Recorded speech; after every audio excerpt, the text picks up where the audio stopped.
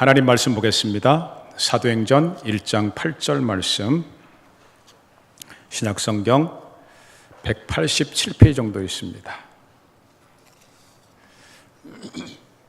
우리 한 절이니까 우리 같이 합독하도록 하겠습니다. 오직 시작. 오직 성령이 너에게 임하시면 너희가 권능을 받고 예루살렘과 온 유대와 사마리아와 땅끝까지 이르러 내 증인이 되리라 하시니라. 아멘. 오늘 말씀을 가지고 예수님의 마지막 유언은 무엇입니까? 라는 제목으로 함께 은혜 말씀 나누겠습니다. 지난주 서울에는 별로 비가 안 왔는데요, 제주도에는 엄청 비가 와가지고 피해를 많이 입었다고 합니다. 자, 그런데 이렇게 비가 많이 오면 개울가에서는 청개구리가 유난히 개골개골 울고 있습니다. 왜 비만 오면 청개구리는 유난히 개골개골 울게 될까요? 여기에는 옛날부터 전해 내려오는 우리 전래동화에 보면은 그 이유가 잘 나타나 있습니다. 옛날에 엄마 개구리와 아들 개구리가 살고 있었어요. 그런데 이 아들 청개구리는 엄마 말을 늘 반대로 알아듣고 있었어요. 참 말 안 듣는 아들 개구리였습니다. 엄마가 이렇게 하라 그러면 아들은 저렇게 해버리고요, 동으로 가라 그러면 서로 가버리고, 결국 속이 썩은 엄마는 병이 나서 돌아가시기 직전입니다. 돌아가시기 직전에 아들에게 마지막 유언을 남기게 됩니다. 아들 개구라, 이 애미가 죽거든 저 앞산에 묻지 말고 저 밑에 개울가에 묻어다오. 엄마 생각에는 분명히 이번에도 이 아들 청개구리가 반대로 할 줄 알고 이렇게 마지막 유언을 했던 것입니다. 그런데 아들 청개구리는 이번만큼은 엄마 말을 내가 들어야겠다고 생각하고 엄마 말대로 개울가에다가 무덤을 만들었습니다. 그런데 며칠 후 막 비가 내리는 것입니다. 청개구리는 급하게 개울가로 내려가서 개골개골 우는 것입니다. 왜요? 개울가에 있는 엄마의 무덤이 쓸려 내려갈까 봐 개골개골. 그래서 청개구리는 비만 오면 늘 운다고 하는 옛날 이야기였습니다. 자, 이렇게 평소에는 말을 안 듣던 그런 아들이었지만 이번에는 왜 엄마 말대로 그대로 했을까요? 왜 그랬습니까? 엄마의 마지막 유언이었기 때문에 그렇습니다. 그렇습니다. 마지막 유언은 반드시 성취가 된다는 것입니다. 성경에도 이 유언이 꽤 나와 있습니다. 성경을 우리가 통독하다 보면은 족보가 나올 때는 이게 뭔 말씀인가 잘 모르는데요, 또 유언도 상당히 성경에 많이 있습니다. 그 중에 대표적인 예를 한번 들어본다면 창세기 49장 8절에 이런 유언이 나오고 있습니다. 유다야, 너는 내 형제의 찬송이 될지라. 내 손이 내 원수의 목을 잡을 것이고 내 아버지의 아들들이 내 앞에 절하리로다. 이것은 지금 야곱이 아들에게 12아들이 있는데 아들들에게 유언을 남기고 있는 그 내용입니다. 야곱은 이스라엘이라는 그 이름의 시조였습니다. 그래서 이 이스라엘 야곱이 아들 12지파에게 앞으로 어떻게 될 것이다 예언하면서 유언을 했는데, 이 유언이 1800년 뒤에 그대로 이루어진 것입니다. 이 유다 지파에서 왕이 나오고 메시아가 나올 것이다, 이렇게 창세기 49장에 얘기했는데 이 유언이 1800년이 지나서 마태복음 1장에 그대로 성취가 되고 있습니다. 한번 볼까요? 아브라함과 다윗의 자손 예수 그리스도의 계보라. 예수님 메시아의 족보입니다. 이 메시아가 어떻게 계보를 이어왔는가? 당연히 믿음의 조상 아브라함이죠. 아브라함이 이삭을 낳고 이삭은 야곱을 낳고, 그런데 그 다음에 야곱은 12아들이 있습니다. 12아들이 있는데 누구에게서 메시아의 족보가 이어졌다고요? 유다에게 이루어졌다 하는 것이 어디에 있었다고요? 1800여 년 전에 창세기 9장 49장에 이미 유언으로 이루어진 말씀인 것입니다. 이와 같이 마지막 유언이라는 것은 최고로 중요한 말인 것입니다. 세상에 수많은 말이 있다 할지라도 유언만큼은 꼭 들어야 하는 것입니다. 그랬을 때 이 메시아에 대한 이 유언이 1800년 만에 이루어졌다고 그러는데, 그렇다면 그 메시아 예수님도 마지막 유언을 했습니다. 예수님 메시아의 마지막 유언은 무엇일까요? 오늘 본문입니다. 너희가 성령의 권능을 받거든 예루살렘 그리고 유다 그리고 사마리아 그리고 땅 끝까지 가서 내 증인 좀 되다오 하면서 마지막 유언을 하셨습니다. 구세주 예수님은 십자가를 지셨죠. 그리고 부활하셨습니다. 그러고 난 다음에 이제 하늘로 승천하시기 직전에 마지막 제자들에게 유언을 하신 것입니다. 사실 사복음서를 보면은 예수님이 오직 하고 싶은 말이 많았겠습니까? 제자들에게 정말 하고 싶은 말이 많았는데 예수님은 그렇지 않았습니다. 우리 교회가 지금 예수님 이후에 존재하면서 교회의 필수는 한 4가지 정도 됩니다. 그랬을 때 그 예수님이 거기서부터 얘기할 수 있었을 것입니다. 제자들아, 내가 승천하더라도 너희는 예배, 주일 성수는 꼭 해야 된다. 무슨 일이 있어도 주일 성수는 목숨 걸어야 돼. 그리고 2번째, 너희들 제발 좀 화목하고 좀 하나가 되라. 나 있을 때 내 앞에서는 싸운 건 내가 눈 감아줬지만 하늘에서 내가 보면 얼마나 안타깝겠니. 너희 제자들, 너희 교인들 제발 화목하고 하나 돼야 돼. 그리고 3번째, 내가 너희를 훈련시켰던 것처럼 너희들도 계속 후배들을, 제자들을 훈련시켜서 교회 일꾼들을 잘 세워야 된다. 그리고 4번째, 너희들끼리만 교회 만들지 말고 이웃에게 구제하고 봉사하는, 나누는 삶을 살아야 돼. 교회 지금 4가지 필수, 정말 꼭 필요한 말씀 아닙니까? 그런데 예수님께서 마지막 유언에 이런 말씀 한마디도 없어. 단 한마디도 없었어. 너무 중요한 말씀인데 단 한마디도 없었어.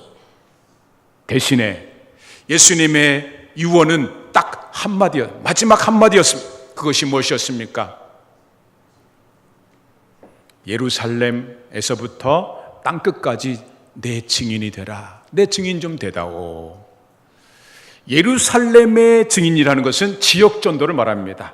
교회와 살고 있는 가까운 지역에서 전도하는 것이고, 땅끝의 증인이라는 것은 세계 선교를 말하고 있는 것입니다. 예수님이 얼마나 중요했으면 교회 필수, 예배드리는 것, 화목하는 것, 제자훈련하는 것, 구제와 봉사 한마디 말씀도 없으시고 전도와 선교만을 가르쳤겠습니까? 결국 이 교회의 4가지는 다 결국은 전도와 선교로 모여서 생명 구원하는 것이 바로 교회라는 것입니다.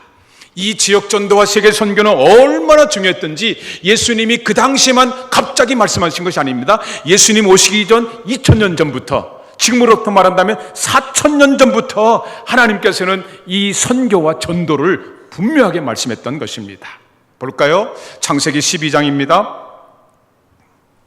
예수님 오시기 전 2000년 전에 믿음의 조상 아브라함을 하나님이 처음 부르시면서 하신 말씀입니다. 여호와께서 아브라함에게 이르시되, 아브라함아, 너는 너의 고향과 친척과 아버지 집을 떠나서 내가 내게 보여줄 땅으로 가라 해서 갈대아 우르에서, 지금의 이라크 지방에서 1800km를 걸어가지고 가나안으로 왔습니다.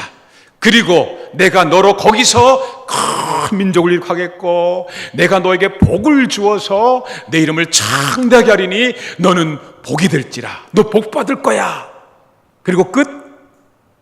그리고 끝입니까? 아닙니다. 결론은 3절에 따로 나옵니다.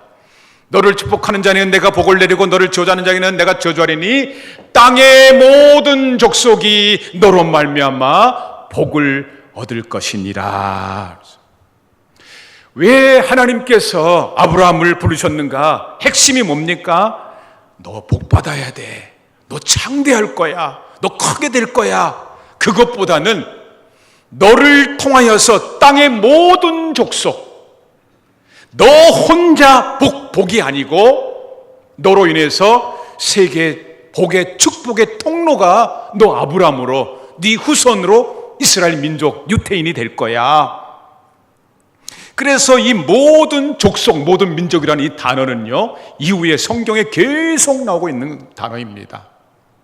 유태인들은 자기들만 생각하는데 아닙니다. 성경은 모든 족속이 계속 나오고 있습니다. 그래서 아브라함 500년 후에 이제 모세가 등장하는데 모세가 이스라엘 백성들을 해방시킵니다. 출애굽에서 10가지 재앙 기적을 통해서 해방시켰습니다. 와, 이제 정말 하나님이 우리 민족 사랑하는구나. 유태인들은 너무 기뻤습니다.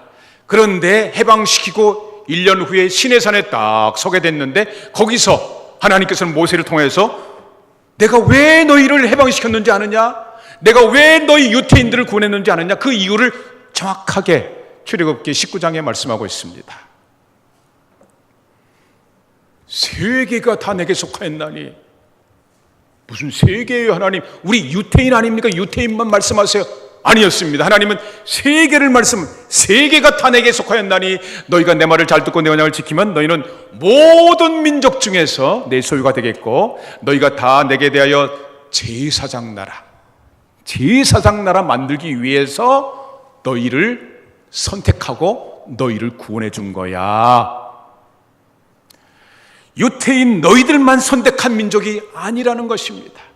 너희들만 내가 선택한 것이 아니고 모든 민족을 택했고 모든 민족을 택하기 위해서 너희 유태인들이 제사장 나라가 돼야 된다.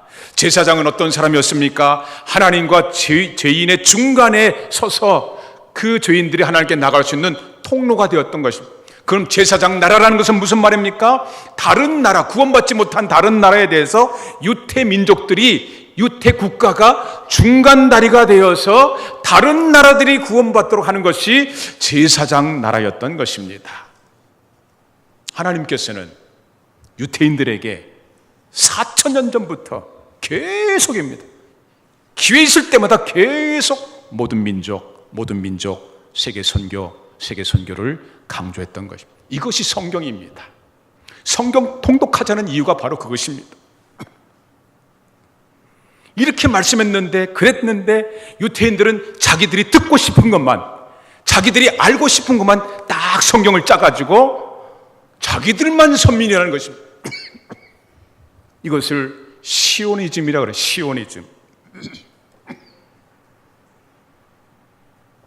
시오니즘은 뭡니까? 유태인들 자기들만 하나님이 택했다. 자기 민족이 세계 최고다. 민족주의 완전 빠져 있었던 것입니다. 하나님은 지금 4,000년부터 모든 민족, 제사장 나라 이렇게 했는데도 딱 성경을 자기 듣고 싶은 대로만, 자기 귀에 들린 대로만 우리끼리 이것만 들려가지고 하나님의 전체 통으로 짜여진 뜻을 깨닫지 못했는데, 이렇게 자기 중심, 자기 민족, 자기 주장하는 것, 이런 신앙의 결과 복 받을까요? 우리끼리 내 가족만 복 받을까요? 성경대로 징계를 받아버리고 맙니다. AD 70년 로마의 티토 장군에 의해 가지고 예루살렘 성전이 다 불타버려. 성전이 불탔다는 것은 유태인들에게 충격 중에 충격인 것입니다. 아니, 하나님이 계신 성전이 어떻게 불탈 수 있을까? 그런데 불타버렸습니다. 그리고 유태민족 이스라엘은 망해버렸습니다. 어느 정도로 망했습니까? 이후에 1800년 동안이나 나라가 없어가지고 세계를 떠돌아다니는 떠돌이 신세, 그런 민족이 돼버리고 말았다는 것입니다. 그러다 거기서 끝난 게 아닙니다. 1940년 전 세계 제2차 세계대전 때는 독일이 유태인들을 학살을 하는데 600만 명이나 처참하게 죽어갑니다. 제가 7년 전에 갔다 와서 여러분들에게 사진을 보여드렸습니다만 폴란드 아우슈비츠 수용소 가서 보십시오. 볼 수가 없습니다. 너무 처참해가지고. 근데 유태인들이 그렇게 당했습니다. 왜? 우리끼리만의 신앙, 우리끼리. 자기들만 선민이다. 그래서 예수님을 안 믿고 이제 2000년이 흘렀는데 2000년 후에 오늘날 이스라엘은 어떻습니까? 지금도 계속, 어제도 뉴스에 보니까 중동에서 전쟁이 계속 나는 거예요. 팔레스틴은 안 된다는 것입니다. 자기 나라만 최고라는 것입니다. 우리끼리, 자기들끼리의 이 유태인은 지금 세계의 골칫거리가 되고 있는 것입니다. 왜요? 나만 구원받았다. 우리끼리만 선택받았다. 복을 강조하다 보니까. 그런데 성경에 보니까 그런 사람만, 그런 유태인만 있었던 것이 아닙니다. 세계 선교회, 모든 민족 세계 선교회 잘 순종한 유태인들도 상당히 기록되고 있습니다. 대표적인 인물이 바로 예수님의 최고의 제자였던 사도 바울입니다. 사도 바울은 어렸을 때부터 예수 믿은 게 아닙니다. 한참 나이 먹고 장년 되어서 예수 믿었는데, 이제 중요한 것은 예수 믿는 순간부터 죽을 때까지, 아이 목사님 이 나이에 무슨 선교입니까? 사도 바울은요, 죽을 때까지, 처형당할 때까지 3번씩이나 그 인생에 세계 선교를 했던 것입니다. 지금은 우리가 이스라엘로 한 하루 정도면 비행기 타면은 도착합니다.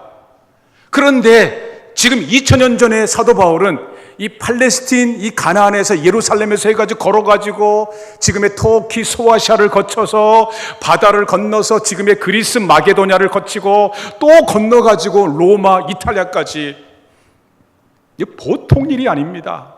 그런데 남은 평생에 3번씩이나 이렇게 선교를 했습니다. 그런데 중요한 것은 사도 바울이 내가 다 했어, 이것이 아니었습니다. 사도 바울이 가장 귀중하게 여겼던 로마서 마지막 장에 보면은 나 혼자 한 게 아니야 하면서 이런 사람 이런 동역자들이 나의 후원자가 되었어. 성경에 후원자 이름을 빼곡하게 기록하고 있는 것이 로마서 16장입니다. 너희는 그리스도 예수 안에서 나의 사도 바울의 동역자들인 브리스길라와 아굴라에게 부부가 이 바울의 동역자 후원자가 됐습니다. 어느 정도로 그들은 내 목숨, 사도 바울의 목숨을 위하여 자기들의 목까지도 내놓았나니. 요새 어느 성도에게, 교인에게 집사님 저희 목사를 위해서 목숨 내놓겠습니까? 그러면 그 다음 주로 교회 다른 교회로 옮길지 모르겠습니다. 그런데 이 브리스길라 아굴라 부부는요, 진짜로 내가 바울 목사님을 위해서 내 목을 내놓겠습니다. 나뿐 아니라 이방인의 모든 교회도 그들에게 감사한다. 이미 이제 유태인만 아니고 이방인에까지 복음이 전할 수 있었던 것은 이 브리스길라와 아굴라의 후원이 있었던 거예요. 이 사람들 뿐입니까? 또 5절에 또 저희 집에 있는 교회도 문하라라. 내가 사랑하는 에베네도에게 문하라라. 그는 에베네도는 아시아에서 이미 이제 땅끝까지 점점 복음이 증거되고 있다는 기정사실이었습니다. 5절에서 끝난 게 아닌데 6절, 7절 계속 보십시오. 집에 가서 보십시오. 로마서 16장, 로마서는요 성경 중에 다이아 반지라고 그래요. 여러분 가장 귀중한 거 여기다 차고 다니잖아요. 성경의 가장 귀중한 성경 중에 하나가 바로 로마서인데, 그 로마서의 마지막 장 전체가 전도와 선교의 후원자들의 이름이 꽉 차 있는 것입니다. 우리는 돈이면 다다 그러는데 이런 명예가 좀 있으면 좋을 것 같아요. 이야, 내 이름이 하늘의 생명책에 기록되었다. 내 이름이 성경책에 기록되었다. 내 이름이 서울 삼광교회 역사에 기록되었다. 이제 이 단기선교팀의 16명 이름이 우리 교회 역사에 들어가는 것입니다. 얼마나 영광스러운 이름이 되온 것입니까? 그런데 그 영광스러운 그 이름들이 2000년 전으로 끝난 게 아니었습니다. 2000년 후에 그것도 우리 한국에 유난히 세계 선교가 상당히 이루어지고 있습니다. 지금 세계는 220여 개의 국가가 있습니다. 수백 개 국가가 있는데, 그리고 그들 중에서 또 강대국들, 아주 잘 사는 나라들, 또 큰 나라들 있는데, 그들 나라를 다 제치고 우리 한국 교회가, 우리 한국이 세계 제2위의 선교 국가가 되고 있습니다. 그래서 이 작은 나라, 아무것도 부존자원도 별거 없고, 그것도 허리가 동강난 분단 국가임에도 불구하고 우리가 지금 힘들다 그러지만 국력으로 따져본다면 세계 10위권 전으로 있는 세계적인 나라 어떻게 됐습니까? 왜? 하나님께서 우리가 그렇게 선교하니까 하늘의 하나님께서 축복을 해주신 것입니다. 선교를 안 하면 지금 유태인들처럼 골칫거리인 민족으로 되어버리지만, 선교하는 나라, 선교하는 민족은 하나님이 책임져 주셨던 것입니다. 얼마나 우리 한국교회가 선교에 열정적인지요. 실예로 한 분의 평신도 선교사를 소개합니다. 목사님 선교사님은 여러분들이 잘 안 들을 것 같아요. 목사님이니까요. 그런데 지금 이분은 평신도 선교사입니다. 여러분들과 똑같은 선교사 평신도였습니다. 그런데 지금 극비리에 어디가 있냐면은 시리아 난민촌에 가 있습니다. 지금 중동은 전쟁 중이라고 그랬잖아요. 특별히 시리아는 지금 온 열강들이 전쟁하는 바람에 살 수가 없어가지고 옆에 있는 요르단으로 피해가지고 요르단에 시리아 난민촌이 있습니다. 수백 개의 텐트가 있고 거기서 다 빌어먹는 것입니다. 근데 누구한테? 대부분이 선교사님들에 의해 사는데 바로 이 평신도 선교사가 그 전쟁터의 불쌍한 영혼들 위해서 나누고 치료하고 사랑을 전하고 있는데, 이 극비리기 때문에 제가 얼굴을 못 보여드리고요. 이름도 가명입니다. 문추수 선교사님. 추수하는 문씨 선교사님입니다. 그런데 이분은 원래가 의사 출신입니다. 그것도요, 우리나라의 명문 연세대 세브란스 병원의 정형외과 정교수였습니다. 부인은요, 고등학교 교사였습니다. 우리나라에서 남편 유명대학 병원 교수, 부인 고등학교 교사, 이 정도면 상류층 가능 아닙니까? 마음껏 부귀영화를 누릴만 하는 거 아닙니까? 그런데 이 부부는요, 그 부귀영화 다 내려놓고, 그것도 가장 위험하다고 하는 그 전쟁터에 부부가 간 것이고, 더 나아가서는 부부만 간 것이 아닙니다. 이제 초등학생 아들과 딸을 데리고 전쟁터로 같이 선교를 떠난 것입니다. 지금 우리는 5살부터 영어 유치원 보내야 된다, 말아야 된다. 엄마가 대학 교수고 엄마가 고등학교 교사면 이 애들이 얼마나 좋은 환경에서 잘 공부를 했겠습니까? 근데 지금 초등학교 때부터 엄마 따라서 전쟁터, 난민촌으로 가는 거예요, 지금.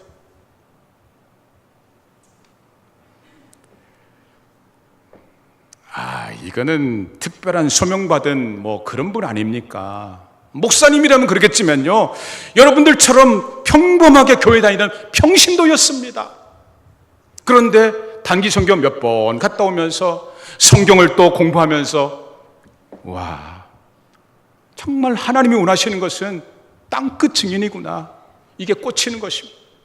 그러다 보니까 그 좋은 대학 교수 자리, 고등학교 교사 자리 다 내려놓고 애들까지 데리고 하나님의 은혜를 막을 수가 없었던 것입니다. 이번 캄보디아 단기 선교팀, 그 정도까지는 아니더라도 거기에 준하다 할 수 있겠습니다. 목사님 왜 하필 추석 명절에 갑니까? 다른 때라면 갈 수 있겠는데요. 그런데 추석 명절에 그 휴일 아니면 갈 수 없는 분들이 꽤 되기 때문에 어쩔 수 없습니다. 그러다 보니까 추석 명절에 가다 보니까 가족들하고 등을 지게 되는 겁니다. 야, 교회 다녀도 미치지 마라. 명절인데 무슨 단기 선교를 가냐. 가족들이 화를 내는 것, 욕을 하는 것입니다. 그런데 예수님의 마지막 말씀이 가슴에 꽂히는데 가족들이 욕을 좀 해도, 내 휴가를 좀 손해보더라도, 물질을 좀 손해보더라도 간다는 것입니다. 특별히 심지어 권사님 한 분은 췌장암 수술을 하고 다 회복이 되지 않은 상태입니다. 여러분, 암 중에서 췌장암이 사실은 제일 안 좋은 암입니다. 그런데 이 권사님 다 회복이 안 돼가지고 지난 금요일 날 특송하는데도, 목사님 손이 차가워요, 배가 차가워요, 어떻게 하면 좋아요? 그런데도 왜 권사님 가십니까? 그랬더니 목사님이 평상시에 저희들한테 평생에 한 번은 선교지를 다녀간다고 하는 말이 계속 귀에 남아있다는 거예요.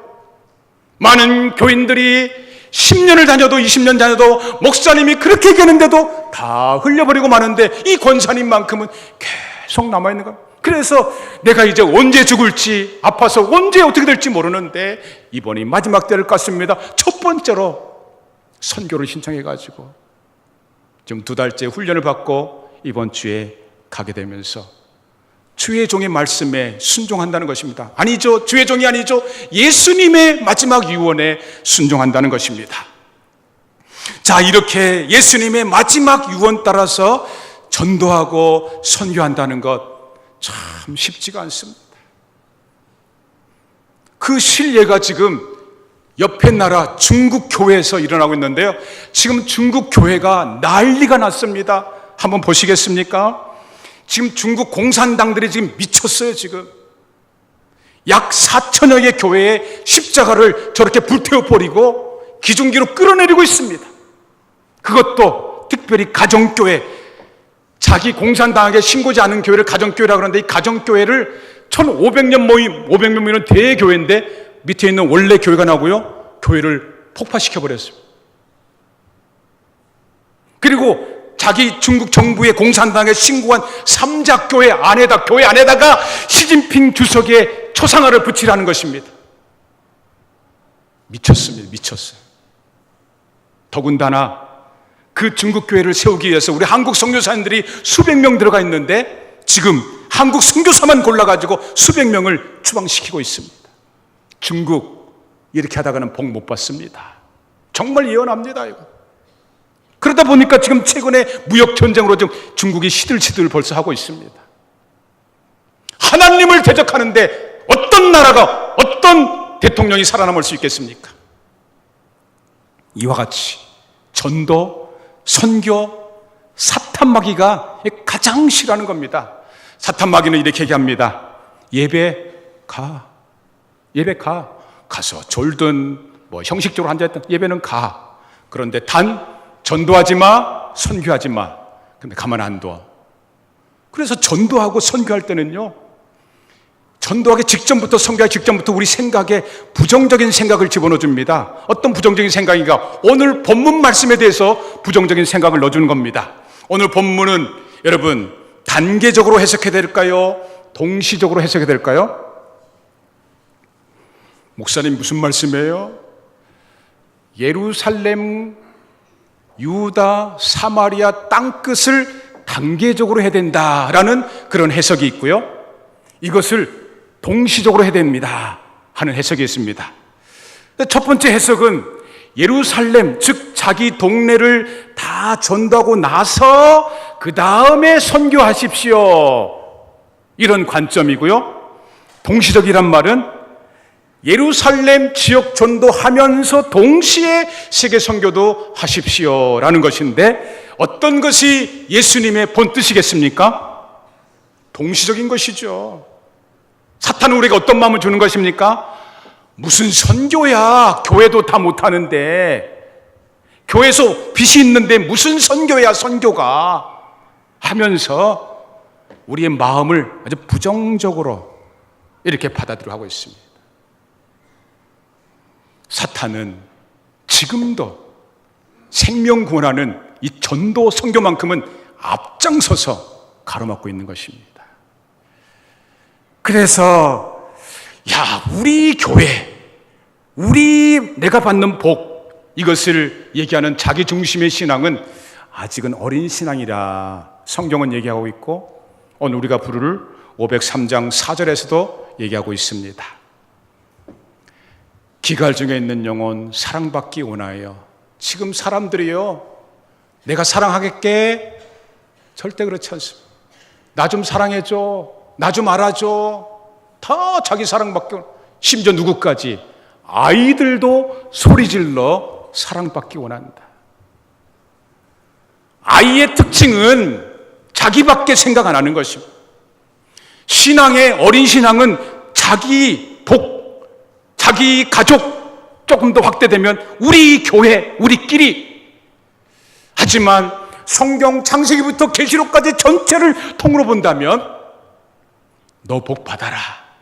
그런데 그것으로 끝나지 말고 너를 통하여서 축복의 통로가 되라는 것입니다. 그래서 땅끝 만민 중에 나가서 예수 사랑 전하라 말씀하고 있습니다. 우리 교회 완전하지 않습니다. 부서마다 다 부족합니다. 그럼 선교하지 말아야 됩니까? 우리 교회 아직은 좀 빚이 남아 있습니다. 그럼 선교하지 말아야 됩니까? 오늘 예수님의 마지막 말씀입니다. 얘야, 내 증인 좀 되다오. 예수님의 그 마음으로 우리 교회 부족하지만 예수님 마지막 유언 따라서 땅끝 증인 선교함으로써 우리 교회도 속한 여러분들의 모든 가정들도 예수님의 이름으로 축복받으시기를 이 최 목사 정말 여러분 간절히 기도합니다. 이번 추석 명절에 가족만 생각하지 마시고 여러분 가족 중에 아직도 예수 믿지 않는 그 가족을 꼭 전도하시기 바랍니다. 그리고 좀 시간 더 내어서 단기 선교팀과 그 캄보디아에 있는 어린 영혼들에게 예수의 사랑이 전하게 되려고 여러분 꼭 기도하시는 귀한 명절 되시기를 예수님 이름으로 간절히 부탁합니다. 우리 찬양하겠습니다. 503장 세상 모두 사랑 없어 1절, 3절, 4절만 찬송하겠습니다.